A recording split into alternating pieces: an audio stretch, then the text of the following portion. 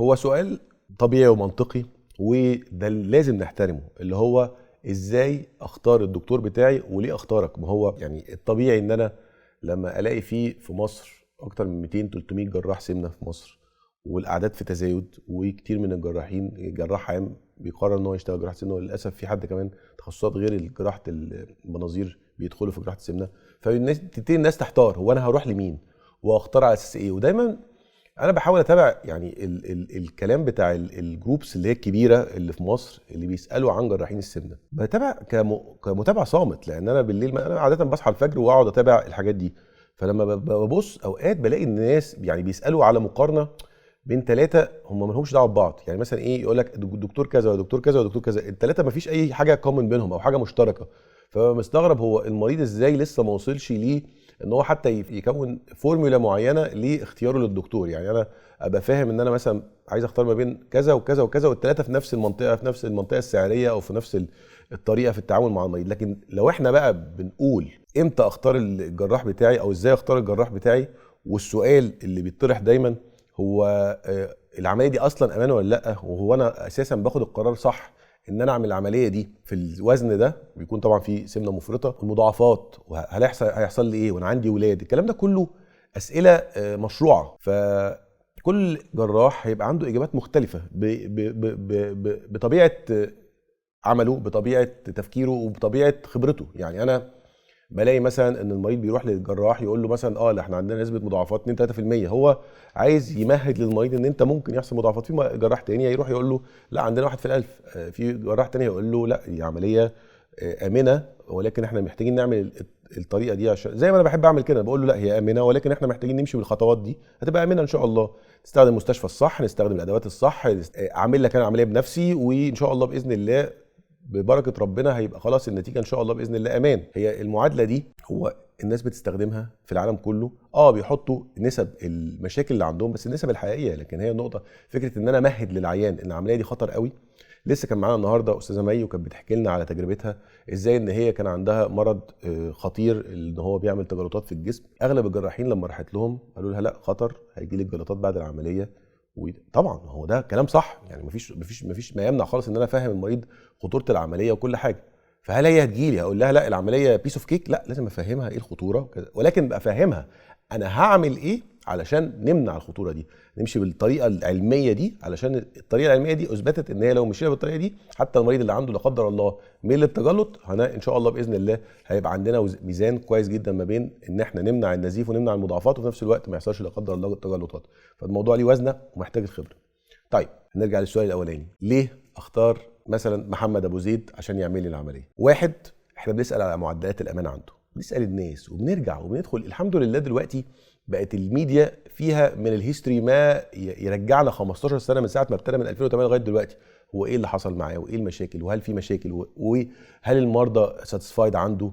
الكلام ده كله مهم جدا. فاحنا بنقول للناس احنا بنحاول ناخد اعلى معدلات الامان في العالم كله، مش عشانك انت بس، عشانك وعلشاني. انا عايز احميك وعايز احمي نفسي، عايز ان انا افضل في راحه بال وهدوء ان انا اعمل لك العمليه وانت تبقى مستريح وانا ببقى مستريح، وتتابع معايا وانت مبسوط وانا مبسوط. الكلام ده كله مهم جدا. وده لو انت سالتني هفرق ايه عن الجراحين التانيين؟ الفرق ان انا بقلل عدد المرضى، بهتم جدا ان انا ما اعملش اكتر من 3 عمليات في اليوم للمريض، يعني 3 مرضى هم بس اللي يعملوا معايا، اعمل كل حاجه بنفسي، اقف مع المريض من ساعه ما يدخل اوضه العمليات لغايه ما يخرج.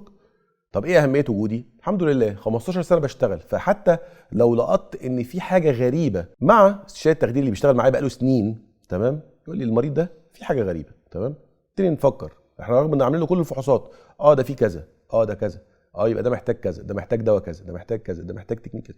خلي بالكم يا جماعه التفاصيل الصغيره قوي دي من ساعه ما المريض بيخش اوضه العمليات لغايه ما بيخرج وتلقطها مهمه جدا للمريض. مهمه جدا ان انا استخدم خبرتي وما اقعدش بقى في البانتري بره او في استراحه الدكاتره بره قاعد اشرب في قهوه ومستني كل حاجه تبقى جاهزه. لا، هو انا لو مع المريض من دي والدكتور التخدير بيركب له الانبوبه يقول لي ده مش عارف عنده كذا في بتاع، فالمجرى الهوائي بتاعه كذا، فاحنا محتاجين نعمل له كذا. يا جماعه والله مهمه جدا. فدي كلها بتقلل الخطوره.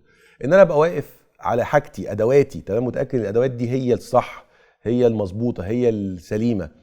ان انا حتى ابقى داخل في فكره ان الادوات دي جايه منين وجايه من الوكيل ولا لا. الكلام ده كله يا جماعه مهم قوي، مهم قوي. وهي دي اللي بتقلل المشاكل لغايه ما المريض يخرج من اوضته على الافاقه ونتابعه في الافاقه، هو ضغطه بيعلى في الافاقه ولا ضغطه كويس ولا ضغطه يا جماعه الكلام ده كله مهم جدا. اتابعه بقى تاني يوم الصبح، اعدي عليه بنفسي في المستشفى اشوفه اطمن معدلاته الحيويه، في اي كدمات، في اي حاجه. يا جماعه الكلام ده كله اروحه بقى البيت وانا مطمن، انا بصيت عليه في المستشفى اروحه البيت وانا مطمن. فالكلام ده كله حكايه المريض وحكايه المتابعه وحكايه الامان، هي دي حكايتنا كلنا. وكمان حكايه الضمير. طب ما هو انا برضو ليه اختار جراح عن جراح؟ بهتم جدا بفكره الضمير. الجراح ده ضميره صاحي ولا لا؟ بيهتم بكل حاجه ان هي تبقى احسن حاجه ولا لا؟ ماديا مش عايزين بقى نتطرق لها قوي، لان ماديا دي بقى يعني احنا لما بتكلم فيها في ناس كتير بتزعل مني، فيعني ما اعرفش بقى. يعني انا هقول لكم ببساطه الموضوع. يا جماعه الفروق الرهيبه في الفلوس في اختيار العمليه دي، لو انت رحت لها وتقول معلش اصل حال البلد صعب وانا معلش هختار ارخص واحد، وايه يعني العمليه بحاجه مثلا. خلي بالكم برضو انا اوقات بعمل فيديوز، انا بقالي 15 سنه في المجال، فاوقات اعمل فيديو تمام بتكلم مثلا العمليه بكذا، فبعد كده عيان يجي لي بعد كام سنه يقول لي يا دكتور انت مش قلت اعمل كذا؟ بقول له والله يعني الدنيا اتغيرت، فمش عايز بس احط فيجرز ثابته لان الدنيا بتتغير واحنا مرتبطين اساسا بادوات امريكيه بتغلى مع الدولار. بس انا بتكلم في دايما اكزامبلز. يعني مثلا لو احنا قلنا ان في مثلا في لقطه ما في عمر الدنيا محمد بيعمل عمليه مثلا ب 45 وفي جراح تاني بيعمل عمليه ب 25، هو انت متخيل ان محمد بياخد العمليه ال 20000 دول في جيبه؟ دي مش حقيقه خالص، لان انا بكتشف بعد شويه ان ممكن في جراحين من ال 25 دول بيكسبوا اكتر مني. فهي النقطه كان الدكتور بيستخدم ايه؟ يستخدم مستشفى ايه؟ يستخدم ادوات ايه؟ يستخدم ادويه ايه؟ بيتعامل مع مين تخدير؟ بيتعامل مع مين اللي بيقف جنبه على ايده اليمين؟ يقف جنبه استشاري تاني بياخد اتعاب علشان يقف بس جنبه، يبقى جنبه عينه بس معاه وايده معاه. الكلام ده كله بيفرق جدا. فانا بحب فكره ان انا اقلل الربحيه بتاعتي وازود جامد الكواليتي اللي العيان بياخدها. يعني لو انتوا تتخيلوا ان انا ممكن اطلب حاجات غاليه جدا وانا في اوضه العمليات، بس على مجرد ان انا يعني عجباني فكره ان انا اكون بستخدم امن حاجه واحسن حاجه، واوقات اكون رايح مستشفى لسه بروميسنج جدا، مستشفى كبيره وكل حاجه، بس لسه ما اعرفش التخدير اللي فيها، اقول لهم معلش احسبوا التخدير بتاع المستشفى عادي خالص، لان انتوا انا عارف انتوا محاسبين الباكج بتاع المستشفى بالتخدير، بس انا برضو هجيب معايا استاذ التخدير بتاعي يبقى واقف معاهم. ليه؟ لان ده بيديني عوامل امان زياده، عوامل اوام زياده. تمام؟ الكلام ده كله ينعكس على المريض، ان هو تلاقي ان هو معدلات الامان عاليه قوي، مبسوط المريض، طالع شايف ان العمليه كانت سهله، المريض اتبسط. وفيما اعتقد ان هو ده الحكايه بتاعت المريض كله. اخر حاجه بس هستاذن المرضى فيها وهستاذن الناس اللي في السوشيال ميديا ما يزعلوش مني، ما تخلوش الانتشار بتاع الدكتور على السوشيال ميديا. انا عارف ان انا دلوقتي بعمل فيديو على السوشيال ميديا، بس انا برضو وانا بقول الكلام ده كله انا بقول ان احنا ما بنعتمدش على السوشيال ميديا اساسا على ان المريض يجي لنا، احنا بنعتمد اساسا على ان المريض يقول للمريض على تجربته ويتبسط، مش سوري يعني سماسره بياخدوا فلوس من الناس علشان يقولوا لهم روحوا عند الدكتور وكذا وده احسن واحد وكذا، بعد كده الناس تكتشف يعني ان هو عنده مشاكل كتير. لا يا جماعه، السوشيال ميديا زي ما هي مفيده جدا ان انا اوصل معلومه بامانه للناس، زي ما هي سلاح خطير جدا ان هو حد يسوق لنفسه. للاسف في ناس سوقت لجراحات السمنه على السوشيال ميديا قبل ما يكونوا بيعرفوا يعملوا جراحه سمنه اساسا. يعني انتوا متخيلين ان في واحد طلع قال لك يا جماعه انا احسن واحد بيعمل تكميم في العالم مثلا، وهو لسه مش عارف يعمل تكميم اساسا. فارجوكم ما تخلوش السوشيال ميديا هي المعيار الوحيد لحاجه. انت ممكن تشوفني النهارده فتقول الدكتور ده شكله امين او شكله كويس، ما تقفش عند النقطه دي ليا ولغيري. ابحث ابحث ابحث، كلم الناس كلها، ابعت قول للناس يا جماعه، ابعت على جروبس مين اللي عمل مع الدكتور ده، حد يقول لي حكايتي معاه، حد يحكي لي حكايته.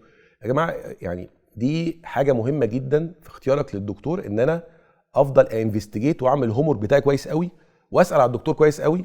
الدكتور ده حصل معاه مشاكل قد ايه؟ الدكتور ده حصل منه ايه؟ الدكتور ده بيستخدم ايه؟ واعرف اسال علشان لما اخد القرار يبقى انا متاكد 100% ان انا ما بنيتوش مجرد على سوشيال ميديا، انا بنيته على اسئله واضحه وانفستيجيشن قويه للدكتور. وقبل كل ده اروح اقعد مع الدكتور. واحنا كمصريين اذكياء جدا، لما بنقعد مع الدكتور بنفهم الدكتور ده فعلا بيزنس مان ولا استاذ يهتم بالعلم وبيهتم بالامان وبيهتم بتفاصيل الطب اللي هي دي اساس الطب اللي احنا نسيناها للاسف في خضم السنين اللي فاتت. واحنا ده عشان كده بنقول لكم ان احنا فاهمين انت ليه محتار، وهنفضل نساعدك علشان تختار. نشوفكم على خير ان شاء الله. استاذ الدكتور محمد محمود ابو زيد، استاذ جراحه السمنه في طب عين شمس، وزميل كليه الجراحين الملكيه بانجلترا، وعضو مجلس اداره الاتحاد العربي لجراح السمنه، وعضو الاتحاد الدولي لجراحه السمنه، ومشارك في كتابين من اكبر كتب العالم عن تحويل المسار المصغر، ومحاضر دولي وناشر في اكبر المجلات العلميه عن جراحات السمنه.